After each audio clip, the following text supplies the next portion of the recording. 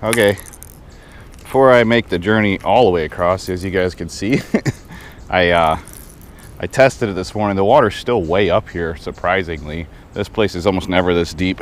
Right about there is waist deep. And yeah, normally it's only like just above my knees. So we're gonna make some cast real quick this morning and see if there's anything in this deeper current.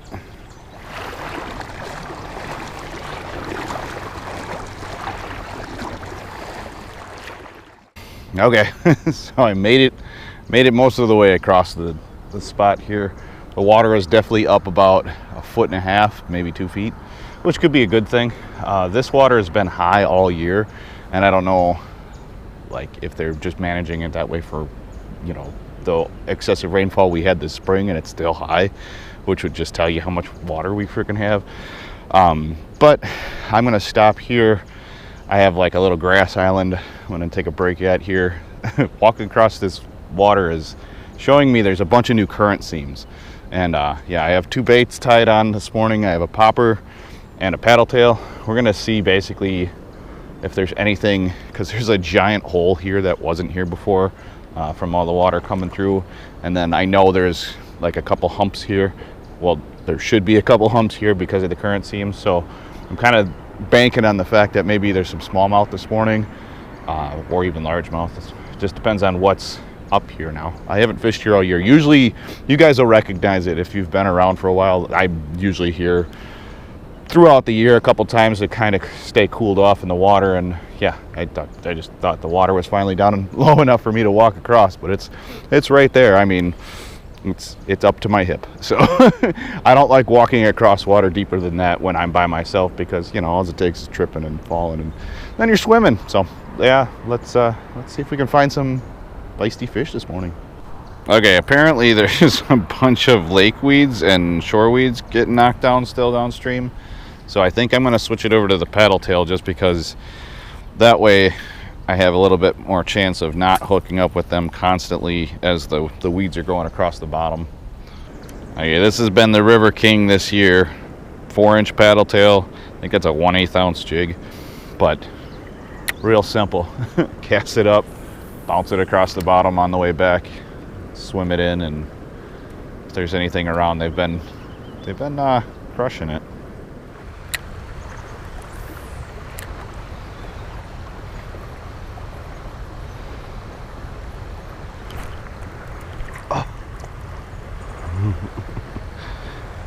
That was definitely a fish. Dang it.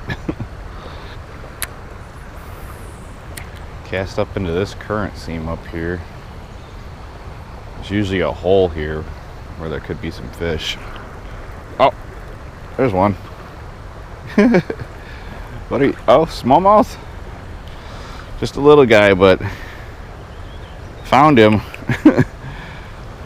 little tiny dude, but he's a little perfect example of what I'm looking for. They're so spunky in the current. That dude hit like a ton of bricks. I thought he was like a 5-pounder. So I basically have worked every current seam up until this point here, and there's like a main one that comes off of this rushing current, and I'm just casting right to the edge of it and hopping it back over into this calm water, and he hit it as it came into the calm water. So I'm hoping there's some bigger ones around, but I'm just glad to catch a fish. I've been fishing every current seam that I've come across, and yeah, just there just hasn't been any fish around, which is weird considering the water's been up all year. You'd think there'd be a pile of new fish in here. Oh, there feels like a better one. Yep. Okay, maybe there's a pile of fish right here.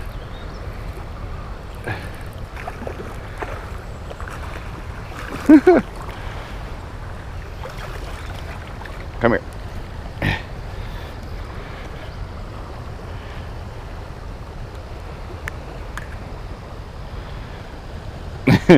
Exactly double the size. That's cool. Dude, those guys, I think it was like 12 inches long and it actually was fighting. So yeah, so the main seam comes right off that point and goes over here. I'm just casting just into the current and hopping it out. I have just heavy enough jig, so thankfully I'm rigged right this morning. But yeah, I'll catch a pile of those guys if I can. Check these little current seams over here. Every once in a while you get a big fish that's just sit there waiting for some food. So don't ever pass up a current seam.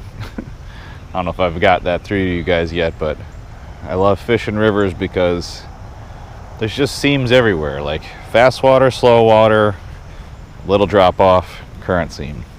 Like, and a lot of times with smallmouth, they're actually just sitting just inside the fast water, so you'd be surprised what you cast into and end up with a big fish. Okay, so headed back downstream because I couldn't get up I couldn't get up river far enough. The water's too high. But it's always good to just kind of cast in front of you as you're moving back downstream, because those fish will move up right where you walk in, and I like to make sure that I'm not walking across fish. Although there's a lot of water to cover, so it's one of those things, depending on how much time you got, making sure you cover all the water that you can. It's kind of a necessity when you're river fishing.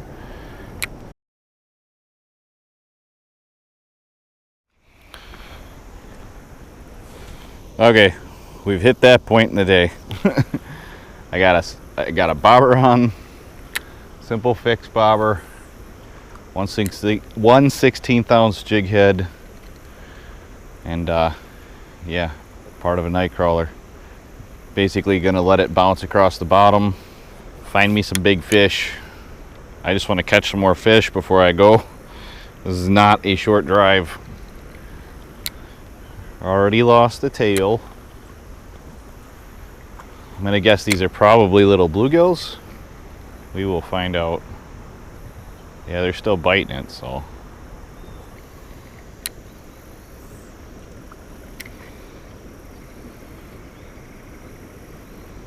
Oh, yeah, there are fish stacked up right here. What are you? What are you? Little bass. Hopefully that's not all that's sitting right here.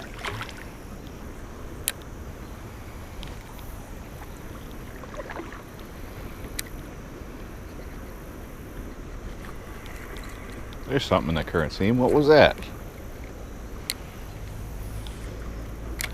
Apparently there's some stuff stacked up right in this current seam. A little ball of bait or something. What do we got? There's a little back eddy right here. Holds the bobber in place. Usually if something holds the bobber in place like that, then there's a spot for fish to kind of just chill, basically waiting for food to come to them. There's definitely fish there. What? I don't know, because everything can sit there.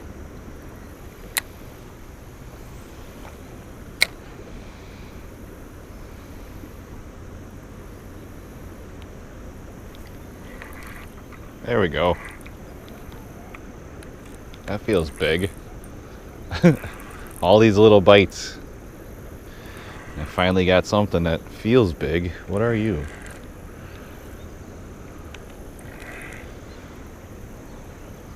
What kind of fish are you?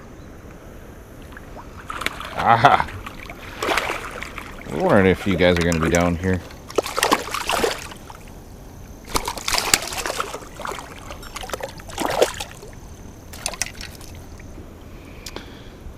Dude, I don't know if you guys can see those scales. The colors on these fish are pretty amazing.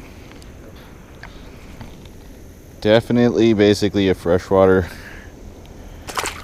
redfish. I need to catch a couple more of those guys. That's fun. Comment below. Do you guys like catching drum? Well, that's one fish that wanted to pull drag. Not quite big enough to pull drag on this, but definitely a fun fight. And I know someone's gonna yell at me that I should have taken that home to eat it. I just don't want to clean any fish today. One of these days they'll get me on a hungry day, and then they'll have a problem.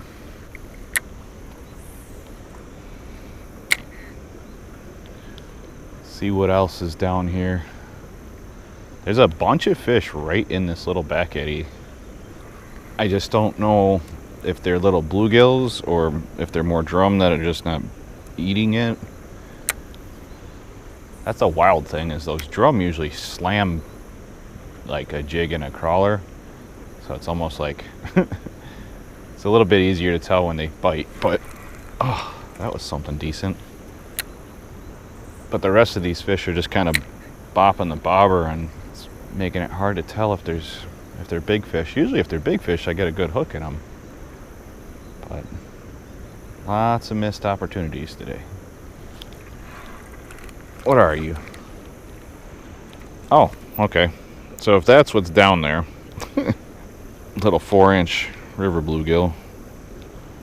Luckily I'm not staying here very long, otherwise I would have just cut him up, because you put a chunk of meat on there and smallmouth and other stuff will eat that too. It's just, then the bluegills tend to leave it alone. So hopefully that's not the only thing that's down there doing all the action. Is that a bigger bluegill? Ooh, it is. Be an eater. A little bit small for eater, but at least it's not a dink bluegill.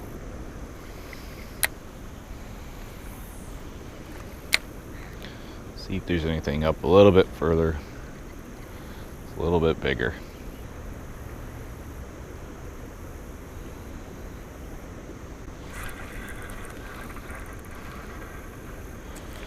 What are you?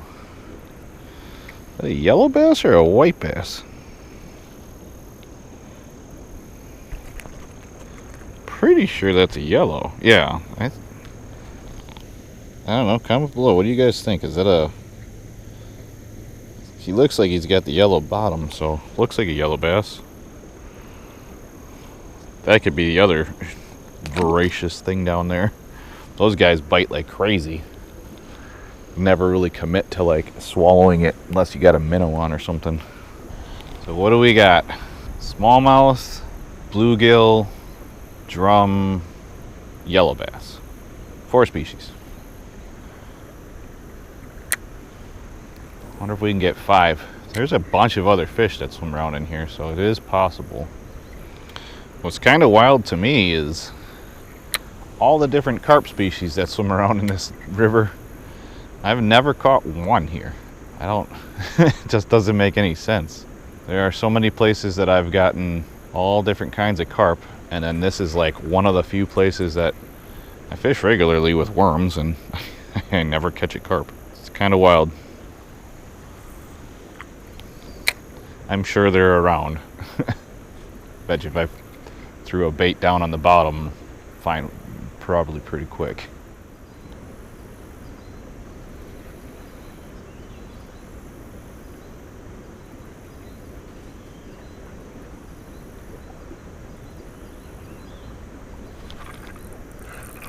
There's something decent again. What are you? Oh, no way. Come here. Oh my God. Was I recording? Oh my God, I was recording. Giant river gill.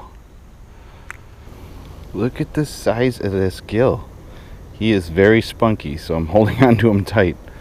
That's like a 9-inch river gill. Dude, that is one of the cooler things I have found.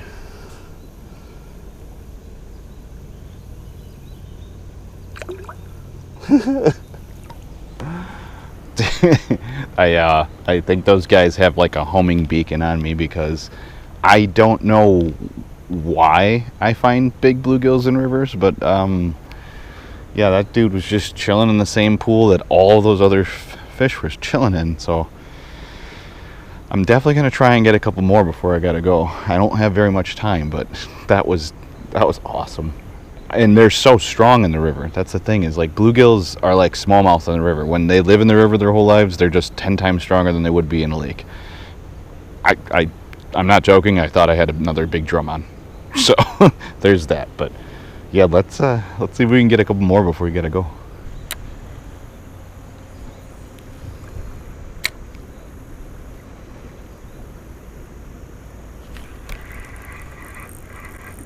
Did I get another one?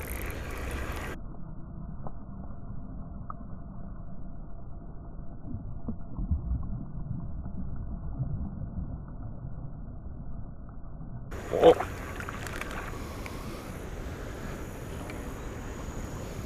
Pumpkin seed. I just had a giant northern trying to eat it.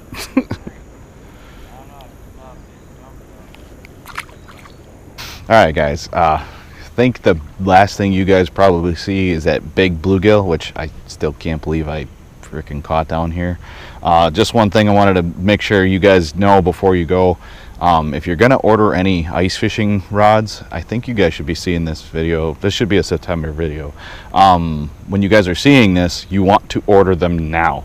So if you guys are looking at getting yourself some tuned up customs, so the rod I was using today is my Apex Pro Medium Light Extra Fast. It's an 8-footer, and then I have a 4000 series reel with 10-pound test. It's kind of like a dual river rod, and like I said, if I was fishing for those bluegills on purpose, I'd be using a completely different setup. But I just wanted to make sure that if anybody's thinking about ordering some ice fishing rods and you want to use my code DWS10, do that now, because it takes a little while to get them all built out. And if you're going to order more than one rod, if you're going to get like 4 or 5 rods or something like that, it takes a while. So I want to make sure that you guys know ahead of time, because I've heard some complaints in the past about how long it takes to get a rod, and it's like, well, they're custom rods, so if you build it completely custom to your liking, that's why it takes a while.